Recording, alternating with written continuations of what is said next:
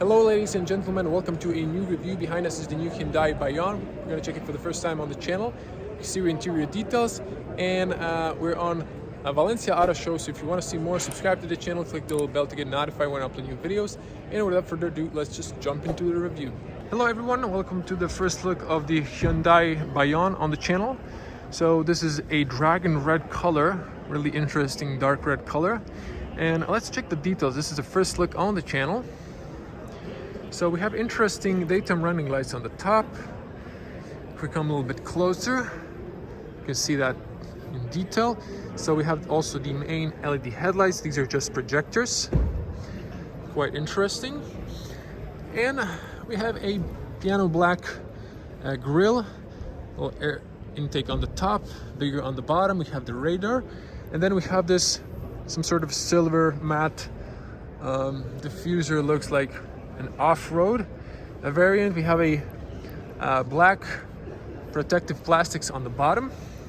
Now there's actually a side tunneling there, so that's quite nice, aerodynamic. So if we check the car, you can see it.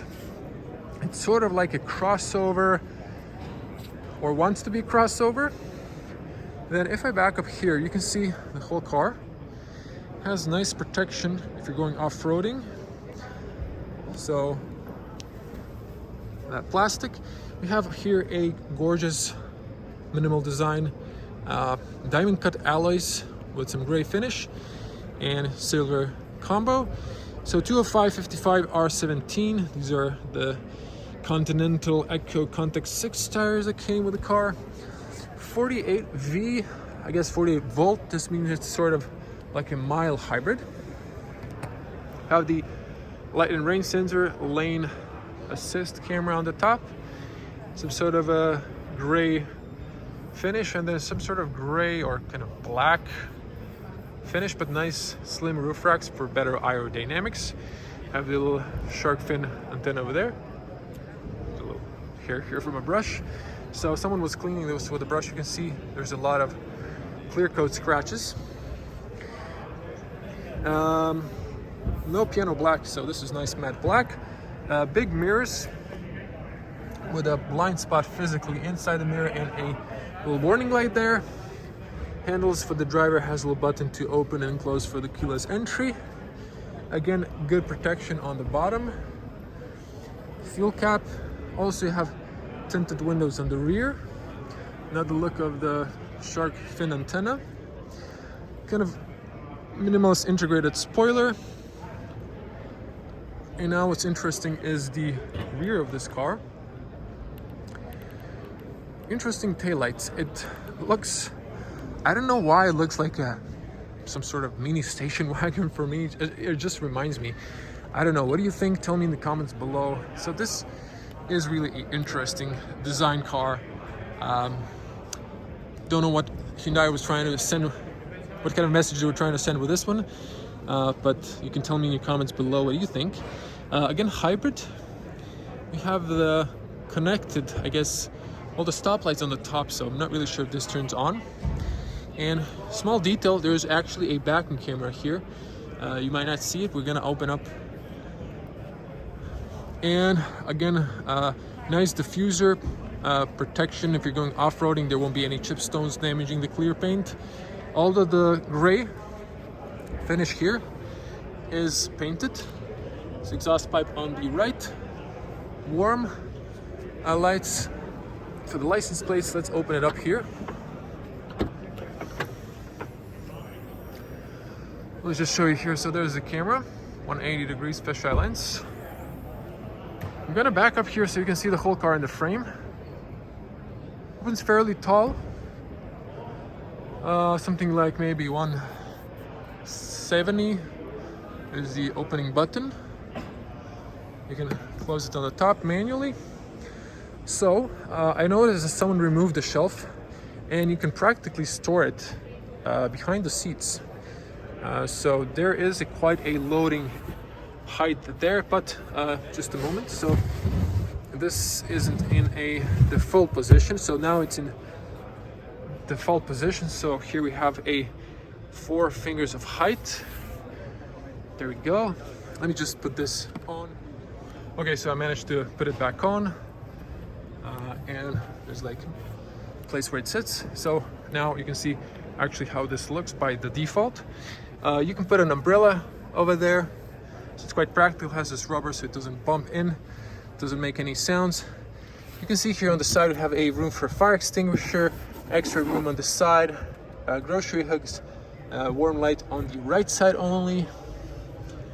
And again, you can put it here so that's practical, and over here it's kind of closed. You have tether points. This looks plasticky, but someone is, well, saying this is the metal actually, so it feels plasticky though. All four sides, and then if you open this up, you can see here the lithium-ion polymer battery. So this is a standard battery, and I guess this is the net for the cargo. And you can extend this, you can see it there, and then it goes down. Also there's a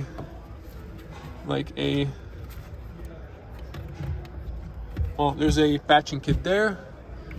You can push this down, and then you have another 4 fingers, so 8 fingers of height, I guess, if I'm not mistaken. Might have got confused there. We were opening and closing. Too much time spent on the cargo space there, but it's practical. Now, good opening and closing sound. Doors open fairly okay if you need to put a child seat. Although I think they can go open a little wider. The front doors open wider. Good seals. Now let's check the hard plastics on the rear, big handle. So this reminds me of the i20. This is actually kind of shared design-wise. Hard plastics everywhere, even here. But this is the entry model, so I guess you don't get a lot, at least when it comes to materials. You can lock here for the kids from the inside so it doesn't open. So the doors don't go all the way down, but there might be some water residue here if you're washing the car. Now there's an interesting detail here. You can put a buckle inside here. Why? Well, if you knock down the seat, which knock down, forgot to mention 60/40 by the way. You can see that's the way it looks, and then you can see the cargo inside. Okay, pushing it back. So you have some cloth seats. Interesting pattern there, some crossing stripes. You have the child anchors in this, let me see here, in that odd way. There's exhaust here, I guess, for the battery cooling. Let's sit inside. So let me check here. Plenty of feet room and knee room. Basic cloth. You can see here no air vents, but there's a USB-A, one USB-A for fast charging. Not really tall transmission tunnels, so if necessary you can squeeze 3 people in the rear, although it's more designed for 2. And so here's a light switch, warm light. You can see a little bit better. It's nice, comfortable. It goes down, also up as well. This is the room. You have a nice window in the C-pillar, and good overview. Unfortunately, no middle armrest. Let's close it up. Decent closing sound. And to check the headspace. So let's see if I can. So for a 2-meter tall person, 6.6. I'm touching a little bit, but I guess I could survive a short journey. It's quite decent though. I gotta say, for an average person it should be enough space. You have a hook there, actually not slowly closing. It's missing on the driver's side. No hooks on the B-pillar.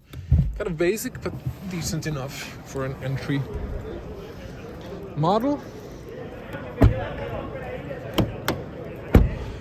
Excellent closing and opening sound, but the door handles, I think they can add some rubber just to make it a little bit less dent. Sound, it's a little bit noisy. Seals okay going around, and front doors open wider. So apparently hard plastics on the front, but they've decided to add some leather here and some soft sponging even on the side there. Have some nice ambient lights on the front pockets and the doors. Could have added rubber mats here. I guess they were a little bit saving, just like on the i20, but still it's very decent. No piano black. Just look at this, how it looks nice. It doesn't scratch. Pleases the eye. Nice big handles to open so you can fold the mirrors, and they're all power windows, but only the front, or excuse me, the driver's side is automatic. Also saving there. You can lock the rear, and there's some room for some bottles, kind of plasticky again, but base model. Speaker there and there. Tire pressure information is over here. So we have 15 to 17-inch alloys. Have in mind for more cargo, more people, you have to have a higher tire pressure on the rear wheels for stability. Now you can pump this to lower the seats up and down.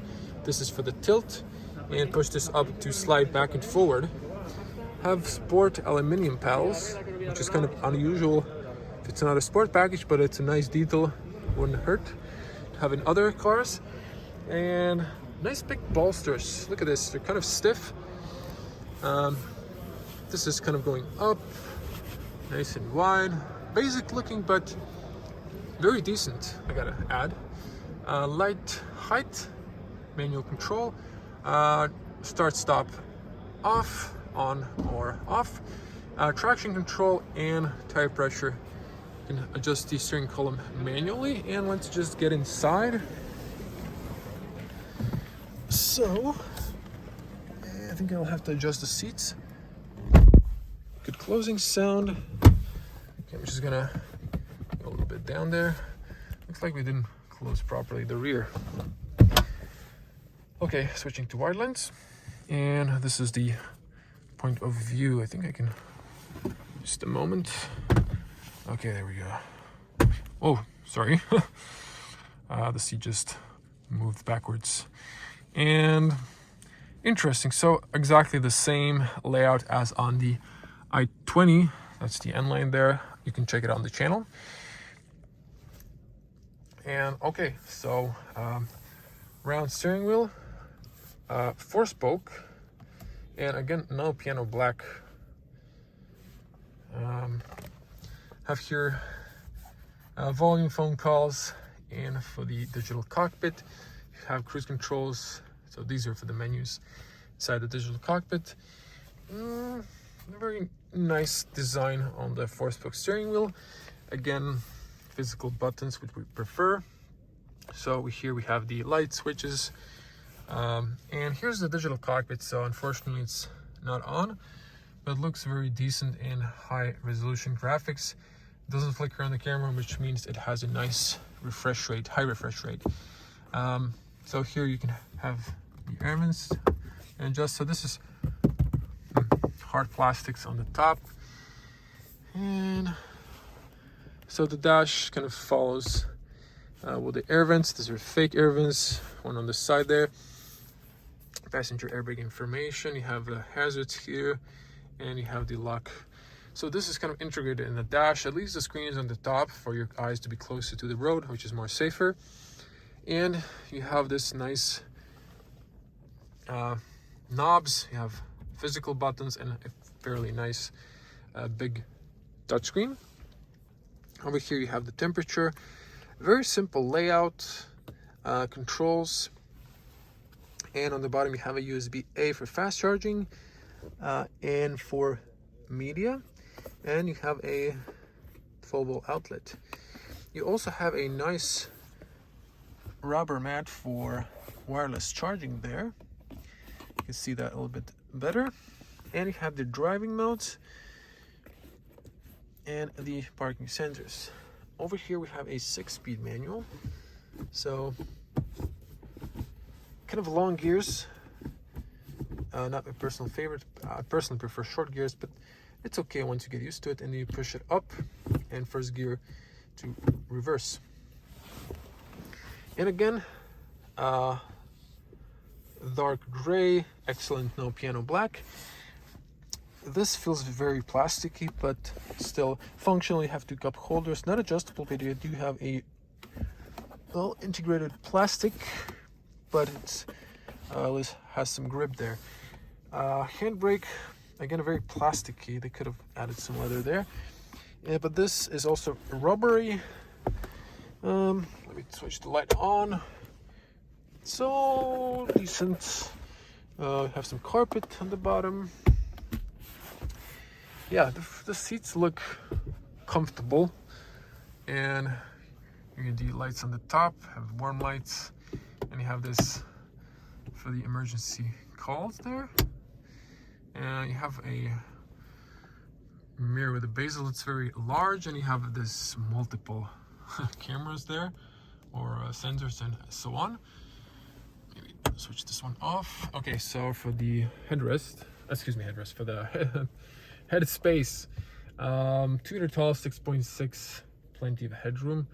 And also might add that it has a good overview for the mirrors, and also on the side, someone just opened that, but good overview if you're parking. If you notice the windows, the mirrors, they kind of go down so you can really see also your side through the mirrors if you're parking. A very large privacy mirror there, high. So you have also documents holder, and you have a little light switch. It's consistent warm light again there. You can just switch it off by closing that one. This is kind of cloth, this is kind of rubbery, and so it doesn't extend, so there's this area shining. That's it. Let's check the front bonnet. Pop it up.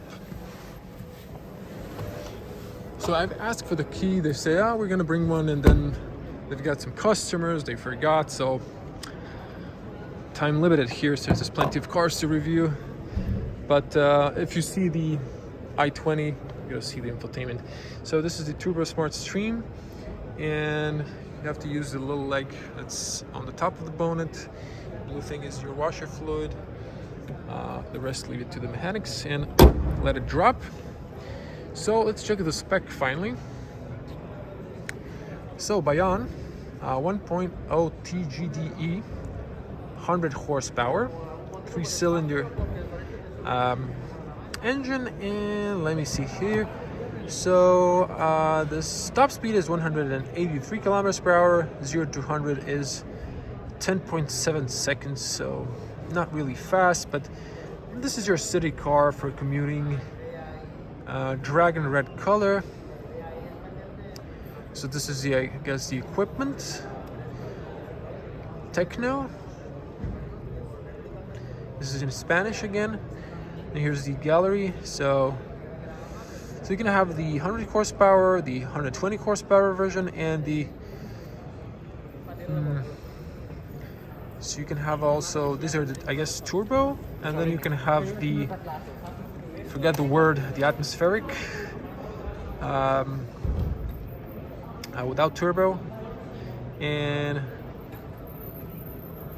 okay, and the hybrid system gives you like a mild hybrid, I guess. You have a small battery, and that's it. There's no price, unfortunately. Let me see here if I try to press this one. Oh, actually there is a price I've noticed. So this is the base price, 13,000 for the base model, but below is the car on the display. The hybrid is 19,315 euros. So everyone, thank you for watching. Be a cool person, smash the like button, leave your comments below. How do you like the new Bayon? And I'm gonna see you in the next one. As always, stay safe on the road, at and home. Bye.